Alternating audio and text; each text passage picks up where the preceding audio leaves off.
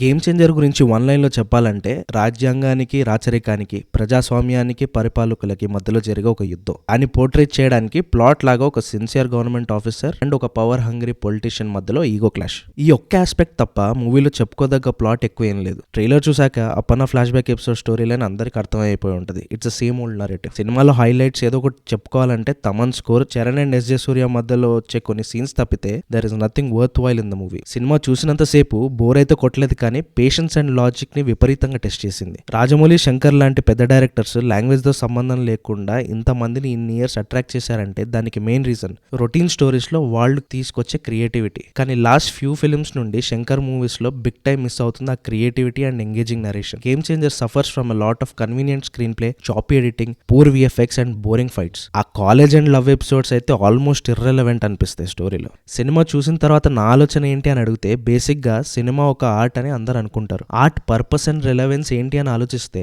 మనిషి శాశ్వతం కాదు, కానీ అతని కళ్ళ మాత్రం శాశ్వతం అని మాట్లాడుకుంటారు. ఇక్కడ మనం గుర్తించాల్సిన డిఫరెన్స్ ఏంటంటే ఆర్ట్ గొప్పగా అనిపించచ్చు, చెత్తగా అనిపించచ్చు. It's part of the process. కానీ ఆర్ట్ ఎప్పుడు మీడియాకర్ ఉండకూడదు. మెయిన్ స్ట్రీమ్ సినిమా స్థాయి కళ్ళ నుండి ఎంటర్టైన్మెంట్ స్థాయికి దిగజాడమే కాక అక్కడ నుండి ఏకంగా కొత్తగా డిస్ట్రాక్షన్ స్థాయికి చేరుకుంది. సినిమా ఒక కళ్ళలాగా నిలిచిపోవడం, గుర్తుండడం అనే కాన్సెప్ట్ పక్కన పెడితే అసలు ఇన్స్టాగ్రామ్ రీల్స్ కి ఈ సినిమాలకి తేడా చెప్పుకోలేకపోవడం అనేది saddest take away. By the way, this is not just in the case of game changer, but recent గా వచ్చిన చాలా పెద్ద హీరో సినిమాలు మోస్ట్లీ ఇదే కేటగిరీ. ఇదే న్యూ నార్మలా లేదా గేమ్ చేంజ్ అయ్యే స్కోప్ ఉందా అనేది నాకు తెలియదు, కానీ ఇదే గనక కంటిన్యూ అయితే టీఎఫ్ఐ ఫ్యూచర్ మాత్రం అన్ప్రెడిక్టబులే.